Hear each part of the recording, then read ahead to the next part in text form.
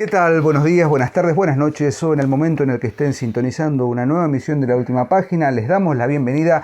Quien les habla, el humilde e inmortal Diego Ortega, frente a la presencia inmarcesible, inmortal, imperecedera. El conocimiento a priorístico del ser humano lleva a decir que Porrini es el motor inmóvil, ¿sí? Uno omnia et omnia unum.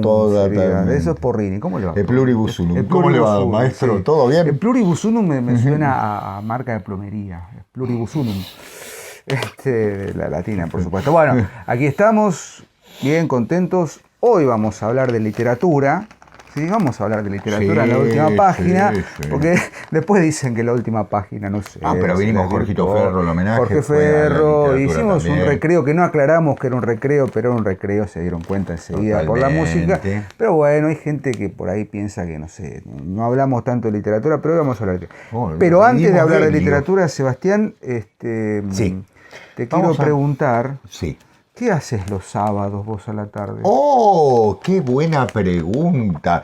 Y justamente, ¿qué sin pensarlo me la hace? Claro, qué casual la pregunta. Casual. Por ejemplo, el sábado, ¿cuánto era de abril? Y el otro sábado de abril. No, fuera de broma, vamos a empezar a darle mucha importancia a la Academia de ADE. Como sabrán, por ahí...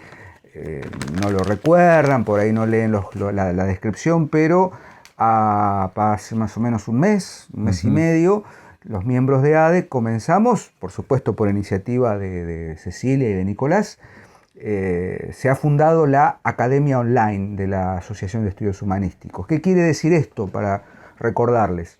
Han visto que hemos dado cursos desde el 2021 a esta parte, una serie de cursos virtuales mayormente, por lo menos 2 por cuatrimestre. Hemos dado el curso de la Divina Comedia a cargo de Sebastián, el curso de mitología, hemos hablado del Quijote, hemos hablado de Shakespeare, hemos hablado de la Edad Media y tal. Bueno, este año decidimos trasladar ese formato de cursos a una academia, de modo tal que ustedes pueden acceder a esos cursos en cualquier momento. Son cursos ya preparados, ya diseñados. Están subidos, ya los hemos grabado. Algunos con encuentros. Hay 3 cursos ahora, hay 2, perdón, en la academia. 2, pero con 3 formatos. Que pueden consultar en el enlace que tienen en todos los videos que vean. Van a ver un enlace a la academia, un Linktree, o sea, un enlace a todos las redes de la asociación y especialmente a la academia. Allí pueden acceder no solamente a adquirir el curso, sino a la información de los próximos cursos que vienen. En este momento está vigente el curso sobre la Divina Comedia que preparó Sebastián y el curso de taller de lectura y escritura creativa a cargo de Cecilia Viola, que conduce Verso a Verso, y Giselle Batalla. Giselle Batalla, miembro también fundadora de la asociación. Y el mes que viene, el mes de abril, o ahora estamos seguramente ya abril, sale el curso sobre Hamlet de William Shakespeare en 6 encuentros y un curso sobre la poesía de Federico García Lorca a cargo de Alejandro Jiménez Luna y creo que Cecilia Viola también. Exactamente. La modalidad del curso es absolutamente virtual. Es decir, ustedes pueden comprar el curso, verlo cuando quieran, pero hay una diferencia, hay 2 formatos. Pueden comprar el curso completo, verlo cuando quieran, el video y disfrutarlo, o una versión premium, si se quiere, que es, además de adquirir el curso, el mismo curso que se adquiere, que de 6-7 encuentros, la posibilidad de tener 2 encuentros presenciales, o sea, sincrónicos, vía Google Meet, o Zoom, creo que es Google Meet, con quien dicte el curso. Por ejemplo, Sebastián, que está promocionando el curso de la Edad Media, de la Divina Comedia, ha puesto 2 fechas para quienes ya tienen el curso. Sabemos que hay 2 encuentros, uno que ya fue el sábado. Y este sábado que viene. Sábado es el segundo encuentro sincrónico. ¿Se entiende? En resumidas cuentas, revisen el enlace que se encuentra en la caja de descripciones y no dejen de estar informados. Vamos a estar comentando. Va a haber cursos en el nuevos Instagram. todos los meses. Todos los meses la idea es sacar por lo menos 2 cursos. Exacto. Próximamente se viene un curso de introducción a la filosofía antigua, un curso sobre Macbeth. Voy a tratar de hacer todo Shakespeare este año. Y, por supuesto, Sebastián, vos estás preparando un curso sobre tragedia. Vamos antigua. A hacer un curso sobre el Quijote, seguramente. Vamos a hacer un curso sobre Ilíada, Odisea. Pero todos los grandes clásicos. Sí, todos los grandes clásicos de la literatura. Sí, es la idea. Es la idea. Para quienes ya hicieron los cursos con nosotros, saben cómo es el formato. Pero esto es distinto. ¿Por qué? Porque tienen la posibilidad de verlo, de volver para atrás, de repetirlo. Y después, si están interesados, pueden anotarse, claro, en esos 2 encuentros sincrónicos que se hacen más o menos al fin de los meses. Claro, con 15 días. Si el curso sale en abril, seguramente el encuentro sincrónico será en fines de abril, principio de mayo. Exactamente. No, para que tengan tiempo prudente de... Tienen costo distinto, recuerden. Pueden comprar el curso sin los encuentros, es más económico. Cierto, sí, con los encuentros un poquito más. La idea... Perdón, profe, porque la nueva plataforma, ustedes saben, se abona. Entonces hay gastos de eso y demás, amén de, del trabajo, ¿no? Y nosotros vamos a hacer un disclaimer en ese sentido. Adelante. Obviamente no vivimos de esto, pero nos ayuda muchísimo. Claro. Nosotros vivimos en Argentina, como sabrán, somos docentes. Un país de estabilidad. No tenemos certezas. Es un poblado de dudas en el aspecto financiero y económico. Entonces creemos que todos los miembros que formamos la Asociación de Estudios Humanísticos, como asociación, como grupo de colegas, estamos en la misma situación, somos colegas, somos familia, somos amigos. Entonces dijimos, no hay nada mejor que poder ayudarnos entre todos y poner a disposición los cursos y el trabajo que hacemos también implica, por supuesto, eso, un trabajo. Totalmente. No nos vamos a enriquecer, no vamos a vivir de esto, por supuesto. Además, esto está todo facturado, sí, todo legal, o sea, no es que estamos cobrando en negro, no, se pagan impuestos. Se paga impuesto a la página, todo legalmente constituido. Así que pueden venir los contadores a revisen revisar que está todo en orden. La academia, el enlace que está acá en la caja de descripción, y cualquier duda que tengan, por supuesto, por Instagram o por el canal pueden preguntar. O por el mail. Dicho esto, tendríamos que hacer un copete para dejarlo entre los videos, pero vamos a tratar de hacerles el recordatorio de manera continua, constante, para que no se olviden. Pero hoy vamos a hablar de literatura. Muy bien. ¿Dónde vamos, profesor? Porque hoy viene un tema...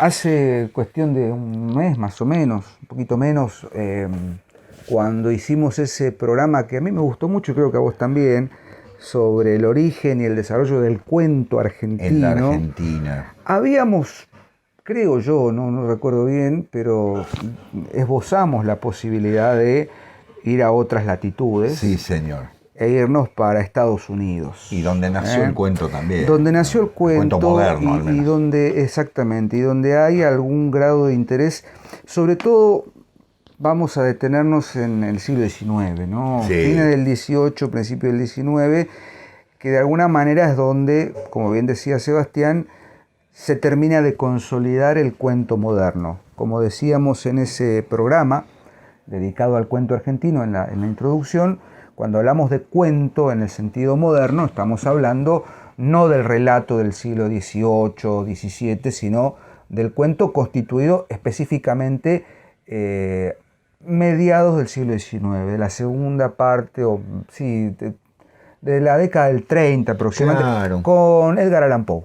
Exactamente. ¿no? Y hay una serie de narradores que empiezan a consolidar la idea del cuento moderno. Por eso pensamos que de algún modo la literatura norteamericana, por decirlo de algún modo, o específicamente de los Estados Unidos, tiene una riqueza muy particular. Sí. Tiene unos exponentes, grandes novelistas, dramaturgos. Con la poesía tenemos algunas diferencias con Sebastián, que son válidas. O sea, igualmente cada vez me acerco más a tus argumentos. Robert Frost me gusta. Robert Frost, le hicimos un programa, pero bueno, Emerson, Thoreau, Dickinson, Emily Dickinson y tal, no van a ser de la partida porque vamos a hablar estrictamente de narradores. Narrativa. Así que bueno, yo traje acá, si te parece, vamos a ordenar un poquito. La idea hoy es hacer un recorrido y ver cuáles fueron los desarrollos de los distintos modos de entender la literatura específicamente narrativa, en Estados Unidos desde la primera mitad del siglo XIX. Exacto. Hasta, ¿qué diremos? Henry James, tal vez, que ya es fines del XIX, principio del XX. Y, ¿cómo se llama este otro muchacho? Henry James, y me está faltando uno, Jack London. Jack London, que ya es de primera etapa del siglo XX, ¿no? Hacer una especie de círculo para llegar a eso. ¿Me permiten una explicación histórica, pero histórica, no literaria? Uno piensa 1776, se dice la independencia de los Estados Unidos y parece que ya está todo resuelto. No. Los que han leído un poco de historia norteamericana saben que el proceso de independencia norteamericano llevó 7 años de guerra, luego llevó a la paz de Versalles, por supuesto, en el Tratado de Versalles de 1783, Francia como garante. Así se lo devolvieron los ingleses, ¿no? Después, 6 años más tarde.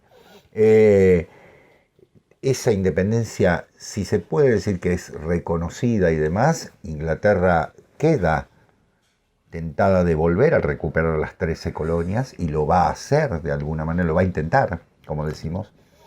No se olviden que en 1803 la Casa Blanca fue incendiada, o sea, por el ejército británico, es decir, todavía 20 años más tarde seguían los conflictos. O sea, es una nación que, si bien se establece la Constitución de 1787, que siempre digo tiene 7 artículos, es una cosa de loco, ¿no? Una Constitución brevísima que organiza los poderes del Estado y nada más, y deja todos los derechos reconocidos, es una cosa muy particular. Después vienen las enmiendas, ¿no? Que van a ir completando. Claro, porque no estaba el habeas corpus, por ejemplo. Entonces, bueno, tuvieron que ir incorporando. Y la creación de esa nación tan particular que va a llevar a un proceso lento. Una nación que nace en el este, con 13 colonias, ¿no es cierto? Para que nos ubiquemos, toda la costa atlántica, ¿sí? Más algunos estados que empiezan a ser complicados, Virginia y demás, que van a ir marcando una Vermont, ¿no? Toda esa diferencia, y luego un estado que se construye sobre el dinero, digo, porque la Luisiana se compra a Francia, se compró, ¿no? Se pagó directamente. Napoleón vende la Luisiana a los nacientes Estados Unidos. Ahí van a ser todos los estados del sur, ¿no? Luego la expansión hacia el oeste, la gran campaña hacia el oeste, que va a ser enorme, no es una cosa de 2 días, ¿no? Llevó 40 años, en el medio guerras con México, al que le arrebataron Texas, Florida como colonia española, la California a México también. Para los que estamos en una cuestión hispanoamericana, bueno, es doloroso, ¿no? Que se haya perdido todo ello, pero bueno, fueron una serie de guerras lamentables en las que el medio Estado mexicano quedó bajo el poder de los Estados Unidos, en un proceso que abarca, como les digo, 40 a 50 años. Y, Diego, para terminar, la guerra civil. La guerra civil, la guerra de secesión, 1861-1865, un conflicto que desangró a Estados Unidos y que lo cambió definitivamente. Es un tema muy interesante hacer ese círculo, ¿no? Ese punto de partida con la revolución independentista de 1776. Washington y demás. Por supuesto, con cierta ayuda francesa, ¿no? Sí. Lafayette, Benjamin Franklin. Sí, estaban educados allá. Y el ciclo de cierre con 1870 y pico. Claro. El 75, la 69, el 75, no me voy a acordar ahora, o del 65 al 70, la guerra civil. Del 61 al 65. Bueno, exacto. 10 años. Bueno, o sea, pero un proceso que sigue. Casi 100 años en los que, como bien decía Seba, ahora, en el medio, en el interín de todo ese conflicto o de esa configuración, de la emergencia de los Estados Unidos de Norteamérica, de USA, ¿no? The United States of America, hay una serie de surgimientos y de desarrollos literarios sumamente interesantes. En función de lo que bien decía Sebastián respecto de la historia, el primer problema con el que nos vamos a encontrar, estrictamente hablando de literatura, O sea, ¿cuándo podríamos decir que surge una literatura estrictamente norteamericana? Creo que con Edgar Allan Poe. Claro. En 1830, 35 más o menos, que es la época en la que se publican sus cuentos más reconocidos, La Máscara de la Muerte Roja, El Tonel de Amontillado, El Pozo y el Péndulo, de los que ya hemos hablado en algún momento.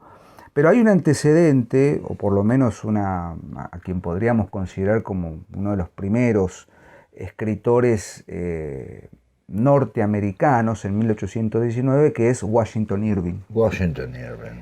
Cuentos de la Alhambra. Los Cuentos de la Alhambra. Linda colección. El cuaderno de bocetos de Geoffrey Crayon, The Sketchbook of Geoffrey Crayon, dentro de los cuales figura Rip Van Winkle y Rip Van Winkle y la leyenda de Sleepy Hollow, el famoso jinete sin cabeza, ¿no? Exactamente.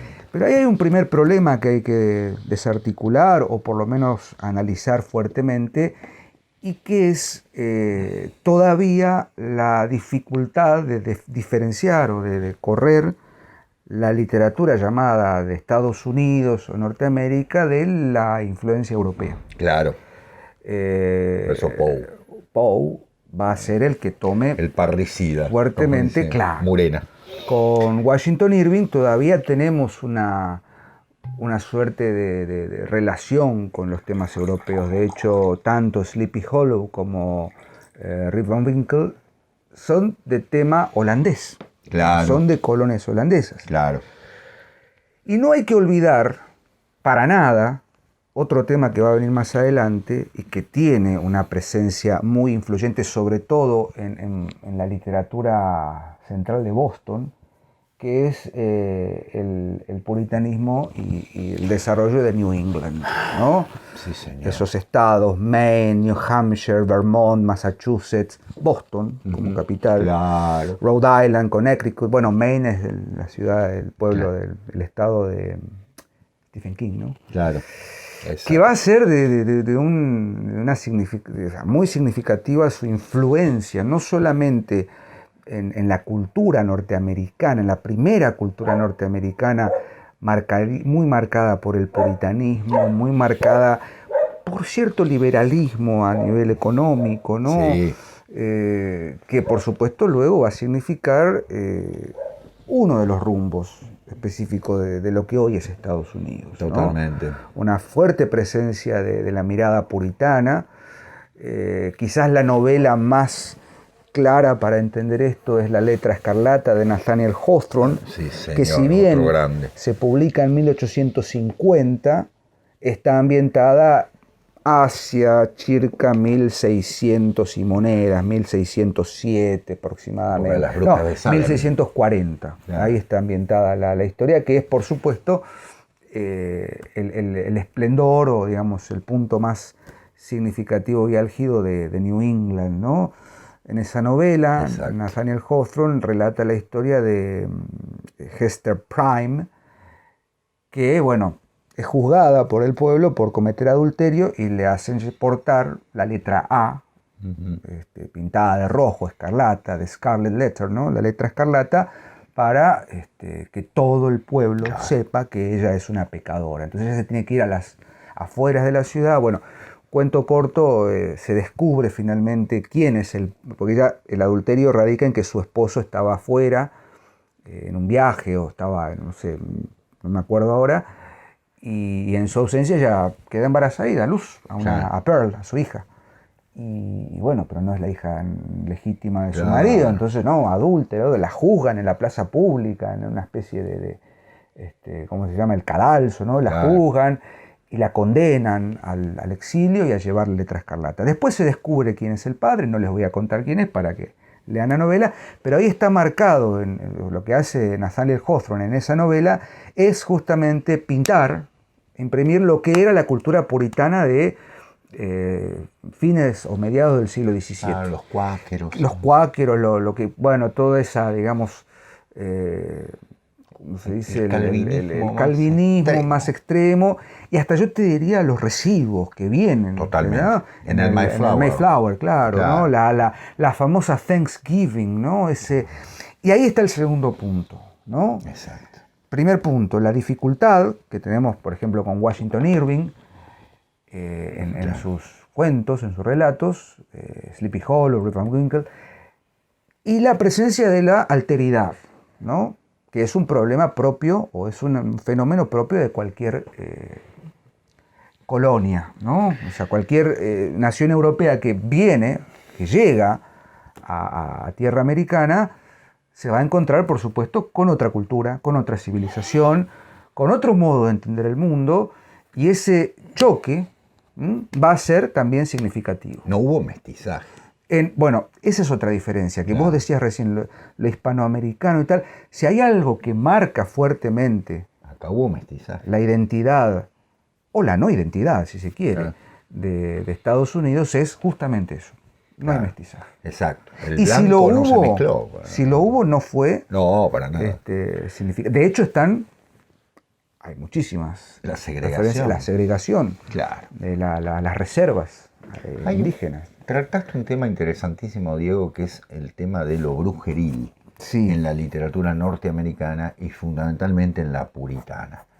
Y uno ahí tiene la enorme convicción de que, claro, venían estos colonos que vinieron en el Mayflower y en las primeras colonias británicas instaladas en Nueva Inglaterra, justamente, venían siendo perseguidas de Inglaterra, país que ya en el siglo XVII el rey Jacobo, que creo que era Jacobo VI de Escocia y Jacobo VI y primero de Inglaterra, escribió un tratado contra las brujas. Es decir, demonología. Exactamente. Con toda una concepción muy particular, ¿no? Casi bordeando lo histérico en algún sentido, y bien una sociedad cargada de miedos e histerias, que es la base de la sociedad norteamericana.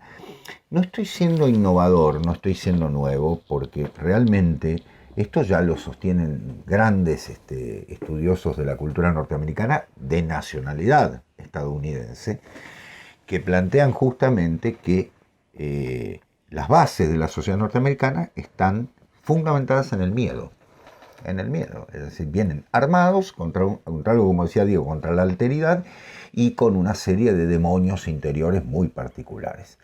Se me dirá, ¿todo conquistador lo trae? Sí, por supuesto, desde luego todos llevamos nuestros propios demonios, pero en este caso quiero remarcarlo para hacer una diferencia, porque es una sociedad diferente en América, realmente. Totalmente. Es una sociedad diferente, por lo menos a la nuestra, de tradición hispánica. Vienen con un puritanismo moral muy marcado, con una teología ligada específicamente al comportamiento cotidiano. Una teología reformada, reformada, cierto, bastante floja de papeles. Y cargada fundamentalmente de marcas morales. Son reglas morales. No hay un mensaje de trascendencia. En realidad hay un mensaje de marcas morales. Por eso la acusación de adulterio, todas estas cosas eran importantísimas, ¿no? Frente a otras sociedades donde, bueno, decían, ¿qué importa? ¿No? Ya está. ¿No es cierto? Me imagino esto en Sicilia, ¿no? Me acuerdo. Y terminan comiendo la pasta. Totalmente, un despiplume, ¿no? Sí. Aquí es una cosa mucho más, una condena social, una cosa. Y algo clave también que tiene que ver con esto, la idea de que al ser perseguidos vienen a perseguir. Entonces hay una cultura notablemente marcada en la costa este de los Estados Unidos, que uno lo ve hasta en la estructura de las ciudades. Piensan en ciudades como Boston, ciudades como Nueva York, ciudades como Maine, como decía Diego. Todos estos estados son estados que están construidos sobre una base absolutamente planificada, ¿no? Totalmente centrada sobre algo que es el comercio. Tiene que sacar el producto inmediatamente. De hecho, desde 1640 hasta 1776, en esos 140 años, lo que se vivió en los Estados Unidos fue una exportación de productos de primera línea a Inglaterra, el té, ¿no? Básicamente. Cuando descubren que se puede hacer té en Estados Unidos, los ingleses brindaron y dijeron, tenemos... Claro, famoso... Y la revolución estalló porque les tiraron el té. The Tea Party. Exactamente. Tea Party, sí señor. Bueno, ahora, hay muchísima bibliografía que pueden consultar. Yo voy a citar un texto con el cual por momentos tengo desacuerdos muy grandes, pero me parece interesante la hipótesis de Robert Spiller, el ciclo de la literatura, The Cycle of American Literature, el ciclo de la literatura norteamericana, ¿no? American Literature, sí, América. Bueno. Porque Spiller acá tiene una hipótesis muy interesante que justamente, bueno, el ciclo, ¿no? Hay como un círculo que se va repitiendo, pero es paradójico y resulta de interés ver justamente para cumplir ese ciclo hay dos fronteras a vencer, ¿no? La primera frontera, dice estrictamente, es la alteridad. No lo dice en estos términos, pero es la cultura indígena. Exacto. Es una frontera que hay que pasar, hay que cruzar. El Mayflower, de Thanksgiving y tal, y qué sé yo, pero bueno, también está Pocahontas, ¿no? Claro. Esa cuestión colonialista y tal, y qué sé yo. Y por supuesto lo que va a suceder con todos los que quisieron habitar el suelo de Estados Unidos, lo que hoy es Estados Unidos, que es básicamente segregar y eliminar toda forma de vida salvaje. John Fenimore Cooper. John Fenimore estaba pensando El último de los mohicanos. La gran novela. The Pathfinder, ¿no? Así como el vaqueano, ¿no? El encontrador de caminos. El scooter. El scooter, claro. El scouter. Scout. Y está esta cuestión de eliminar esa alteridad para poder progresar. Claro. Porque si hay algo que tiene la cultura norteamericana, y sobre todo New England y toda la cuestión puritana, liberal de la costa este, es el avance de la industria. Claro. ¿No? La fuerte presencia de la revolución industrial. Citando a Ángel Fareta, por supuesto, como siempre, dando en el clavo donde tiene que dar, es por eso quizás que la literatura norteamericana haya permitido el surgimiento de la literatura fantástica. Claro. Porque hubo revolución industrial. Exactamente. Cosa que no sucedió en América. En Hispanoamérica. Exacto, hay que esperar a la Argentina industrializada para, quizás ya con mucha agua corrida debajo del puente, el fantástico argentino no es el fantástico norteamericano y no es el fantástico europeo.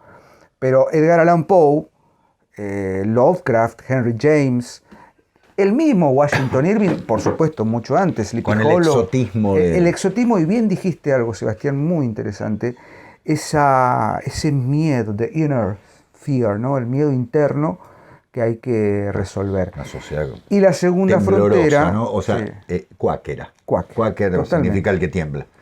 Earthquake, el temblor de la tierra. Y justamente ahí es donde, estamos destruyendo las instalaciones técnicas de la última página. Ahí. Pero digo, con Poe se va a consolidar algo. Previamente, por supuesto, decíamos Washington Irving, Hawthorne, Fenimore Cooper, el último de los mohicanos, y dice Spiller, la segunda frontera es justamente la distinción entre afuera y adentro. Claro, ¿no? Claro. El artista interno, Dickinson, o el hombre de letras que sale, que vuelve al campo, Emerson, Thoreau, Whitman, ¿por qué no? Y bueno, Spiller claramente es un adorador de estos tipos, por eso digo, a veces algunas cositas se le escapan un poco de la mano. Yo quiero hacer una aclaración, porque si no, vamos, porque Diego dijo algo importante y ustedes se quedarán por ahí con la duda, aunque no es algo esencial en la vida, pero bueno, en este caso, simplemente mi opinión. Yo creo que todos ellos, lo hemos conversado con Diego varias veces, Emerson, Thoreau, Dickinson, a quienes no voy a rebajar de ninguna manera, son interesantísimos. Forman parte de la historia. Me parecen muy interesantes algunas cosas. Emerson en menor grado, después va a venir Spencer también, ¿no? Pero bueno, esta idea de ellos lo llaman una espiritualidad, un espiritualismo. El trascendentalismo, para hacerlo más técnico, si se quiere.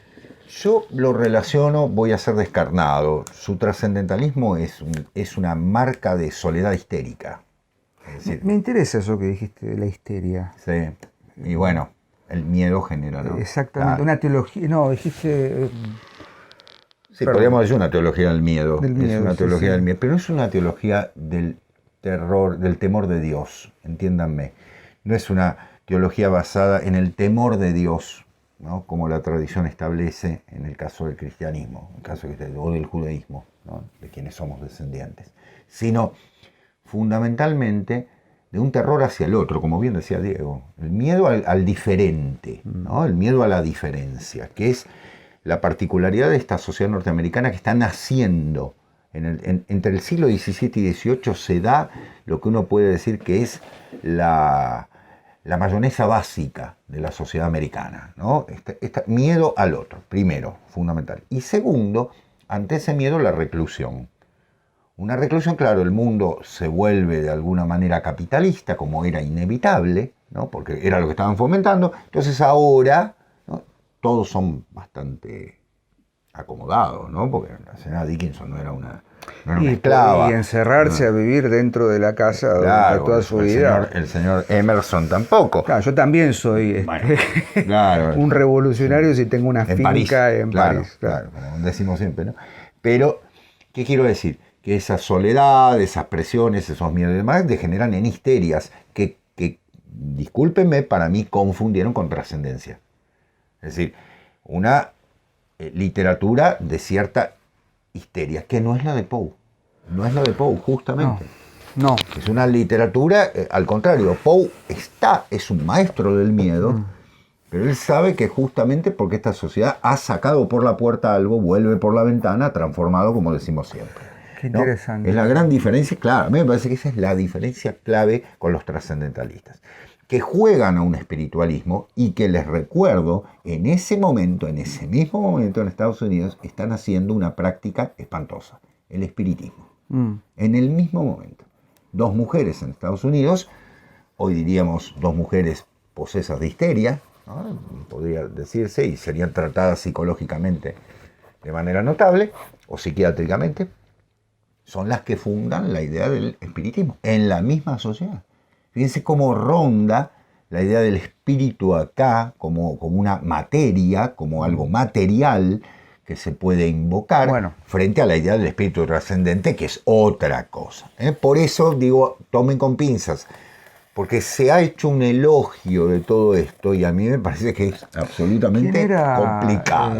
¿Steinbeck era el de las brujas de Salem o estoy diciendo? No, las brujas de Salem es Miller. Arthur Miller. Gran, las brujas gran de Salem, dramaturgo. ¿no? Para ver, ese es otro tema muy interesante. Tenemos que también, hacer un programa de dramaturgos norteamericanos. Sí. Miller, el otro, el monstruo, ¿cómo se llama? La muerte de un viajante.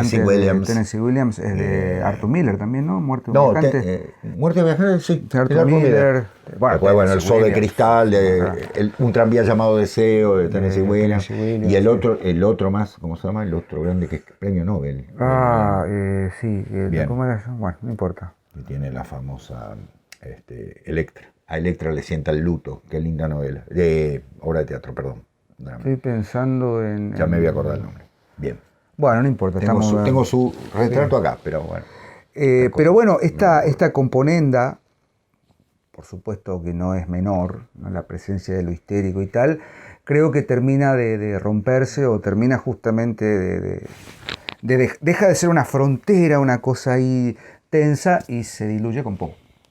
Edgar Allan Poe, creador, básicamente visionario, inspirador, por supuesto, de Charles Baudelaire, como lo hemos dicho muchas veces, sí. Y como bien señala Ángel Fareta, ¿no? Es el que ve antes que todo. Sí, exacto. ¿No? Siempre digo, miren el retrato de Poe, el último retrato de Poe. Es la mirada de un hombre que vio el infierno, ¿no?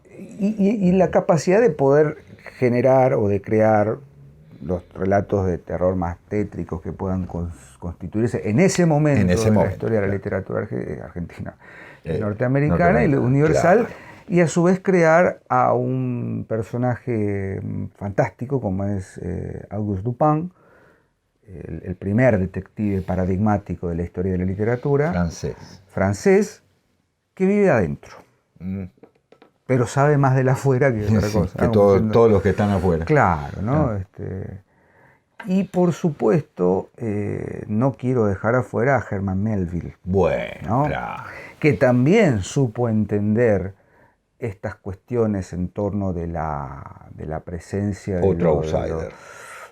de lo ominoso, sí. ¿no? Moby Dick, ¿no? Exactamente. El cachalote blanco, ¿no? Sí, que es la totalidad, ¿no? La novela mundo, la novela ballena, como dijo, creo que Piglia o alguien, hay que reconocer que fue interesante eso. Exactamente. Por ahí estoy citando mal, pero un crítico argentino habló de la novela ballena o de la novela, claro. Ese blanco total que es apertura y que es terror a la vez. Exacto. Y que es profundidad y que de ahí también de algún modo el terror cósmico de Philip Howard Lovecraft va a tener alguna suerte de yo creo que hay elementos. Herencia o de continuidad, o como decía Borges, son precursores, ¿no? Son continuadores de una línea. Pero otra vez esto, ¿no? Esta literatura, sobre todo en el siglo XIX, que entiende o que busca entender esa problemática. ¿Qué hacemos con esto que somos? Si tuviésemos que hacer un poco de sociología literaria, ¿no? Sí. Esta es nuestra cultura, esta es nuestra identidad. Y fíjate vos, Sebas, que no hay componentes políticos. O sea, no es como en la literatura partidocrático, ¿no? Político. Político, por supuesto, ¿no? O sea, sí. Gracias por corregirme. No.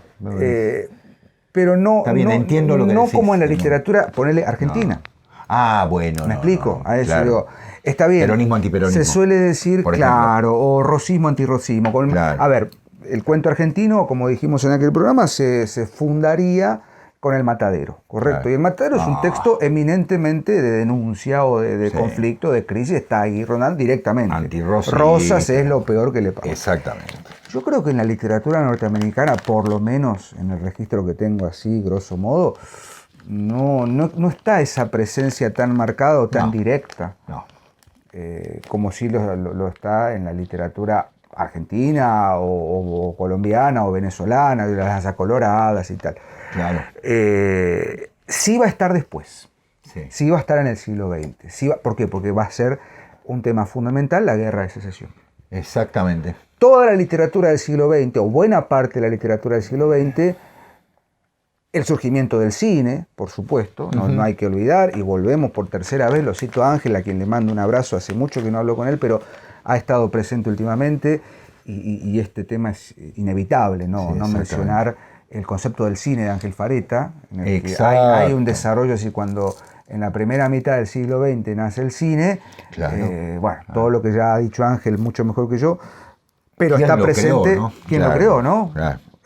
Alguien del sur. O sea, norte y sur va a ser el tema del siglo XX. Exactamente. Sin que campo y ciudad. Sin que eso signifique de ninguna manera que uno sea el bien y otro el mal, porque no me parece que sea el término. No, porque aparte ya sabemos quién es el mal. Dos sectores en pugna, ¿no? Claro, uno derrotado y otro. Sí. Pero amén de eso, Diego muy bien cita, el tema de la guerra civil norteamericana es uno de los grandes temas de la literatura norteamericana. Yo diría que la gran herida, ¿no? que tienen en ese sentido. Y en segundo lugar, Diego, la aparición posterior, pero ya en el siglo XX, del tema del segregacionismo que continúa. Por supuesto. ¿no? El segregacionismo que continúa. Posterior a la... Claro, posterior a la abolición de la esclavitud, todo muy bien, pero la segregación siguió de manera peor en muchos sentidos, ¿no? De manera morigerada en algunos casos, para mejor, para peor, pero generalmente esa segregación continúa y va a generar conflictos mayúsculos. Piensen ustedes en Matar a un ruiseñor, ¿no? De Harper Lee. Exactamente. Que tiene... Exactamente. Toda esa temática. Y después la literatura...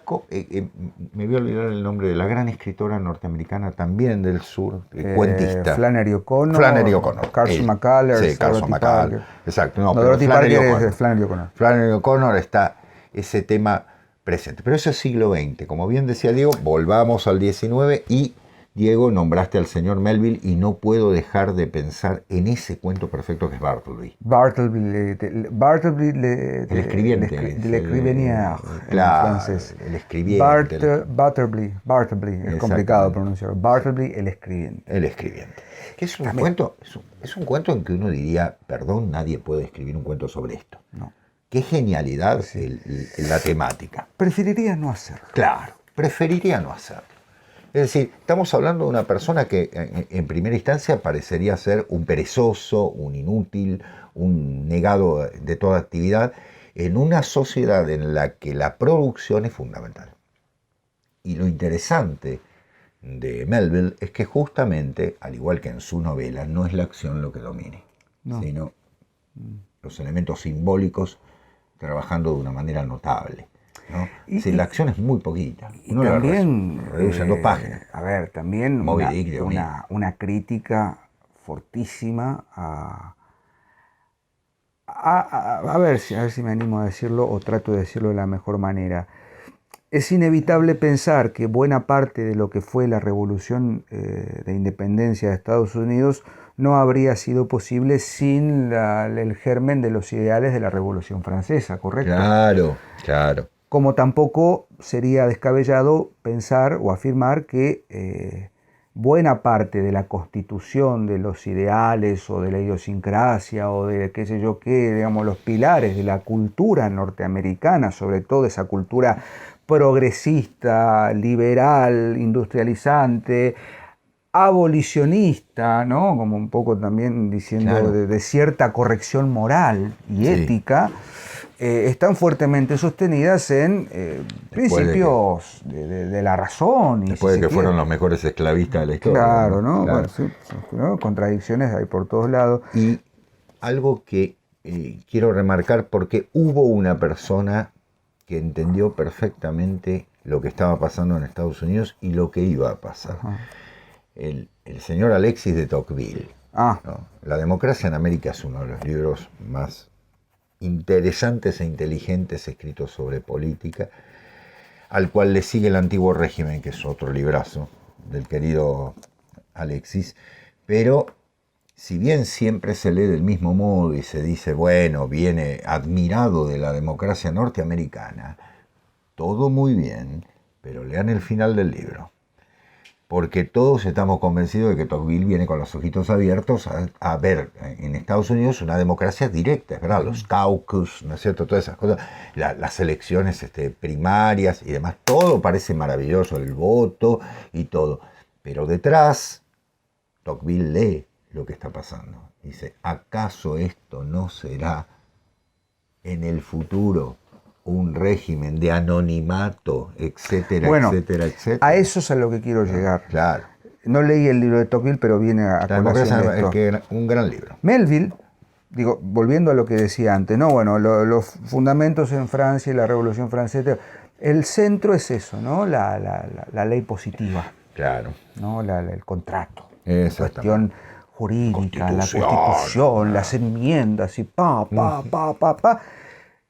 Y una de las... Me refugio en la cuarta enmienda, en este caso. Exactamente. Perdón.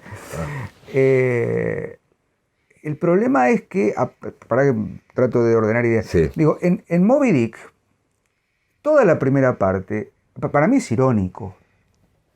Hace un registro de todas las definiciones y etimologías y referencias de la palabra whale, la palabra ballena. Sí, señor, qué bueno. En el Antiguo Testamento, en tal poema, Jonás.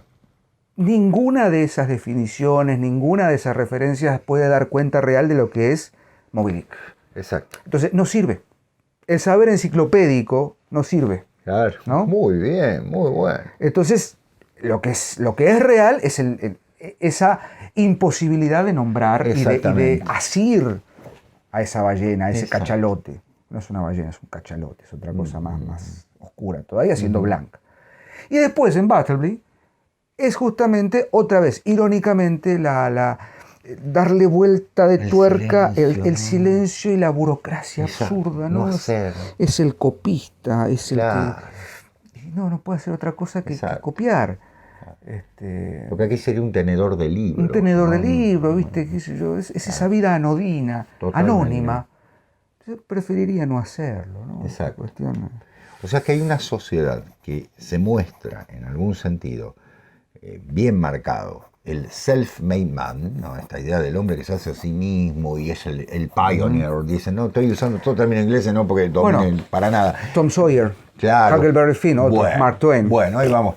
Bueno, ahí aparece Perdón que te Samuel Clemens. Qué narrador colosal.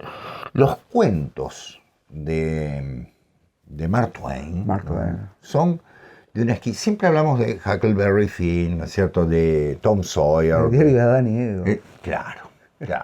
Pero hay obras de Mark Twain que revelan ya un Estados Unidos diferente, ¿no? El del humor norteamericano. El humor no por la risita fácil, sino justamente por la sátira, ¿no? Bien construida. Sí, y ahí sí está el tema político, fuertemente.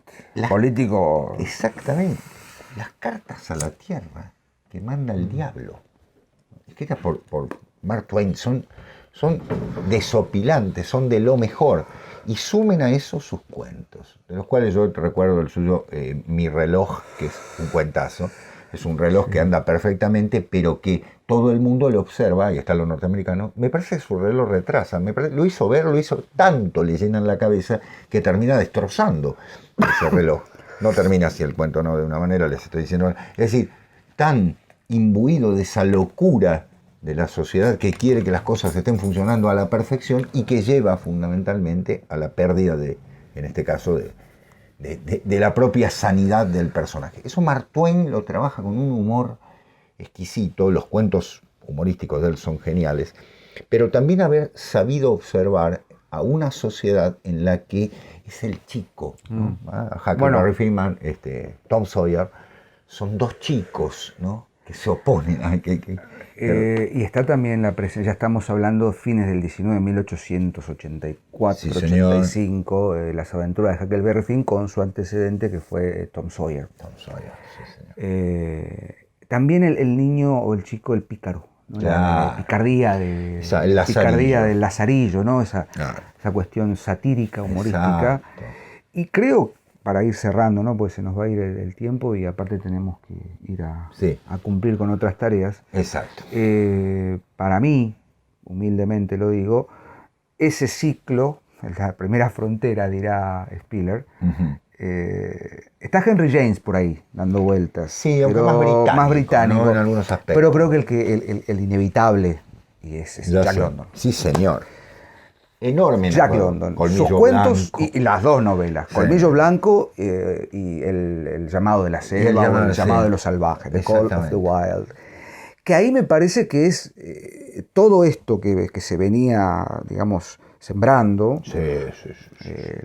Lo salvaje. El gran juez de Estados Unidos. Exactamente. ¿No? ¿Qué somos? Claro. ¿Qué somos? Los cuentos, yo recuerdo... Diablo. Por un bistec. Bueno, Diablo. Diablo. El Chinango. Hay cuentos en los que la naturaleza monstruosa, la naturaleza presentada en lo salvaje, es justamente, grandes cuentos del Yukon, ¿no? Alaska. Colmillo Blanco es eso, Wild Fang. Exacto. Es un perro. Recuerden que Alaska fue comprada por Estados Unidos otra vez al Imperio Ruso, como los rusos también, qué poca visión del mundo, ¿no? En ese momento, claro, tenían un enorme territorio en América. Miren lo que hubiese valido, ¿no? 20 años después. Bueno, se lo vendieron a los norteamericanos, que geniales. Hoy está complicada la Hoy está, sí. No, pero digo, la Unión Soviética, ¿no? Haber tenido una base en América, ¿no? Bueno, anteriormente se lo vendieron, dijeron ese pedazo de hielo, ¿para qué lo queremos? Hay tanto hielo en Rusia. Pero realmente, y eso, los pioneers de Alaska están muy bien retratados por Jack London, con todas las miserias, ¿no? El boxeo, recuerdo sus cuentos sobre el box, ese box americano que todavía no tiene reglas, que es hasta que lo desmayan. Pugilato. Así, una brutalidad imposible, y siempre el dinero, ¿no? Los dólares. Sí, bueno, está presente eso, ¿no?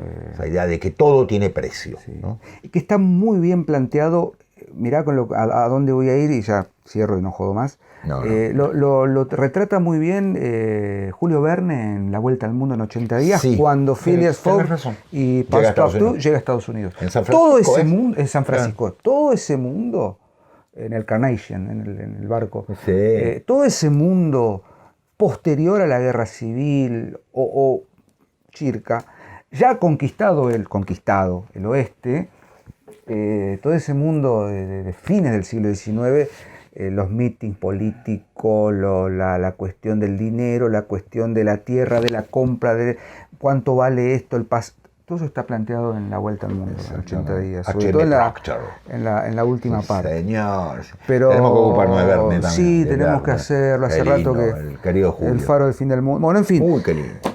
Literatura, una introducción, un principio, siglo XIX. Por ahí nos vamos a ir ocupando. Por supuesto, cada uno. nos faltaron un montón de cuestiones, pero era la idea.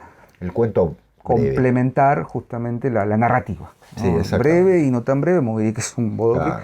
Claro, pero bueno, para que ustedes puedan tener una idea, y por supuesto la idea es que vayan, lean y nos discutan, ¿no? Son escritores disfrutables al máximo. Sí, al máximo. sí.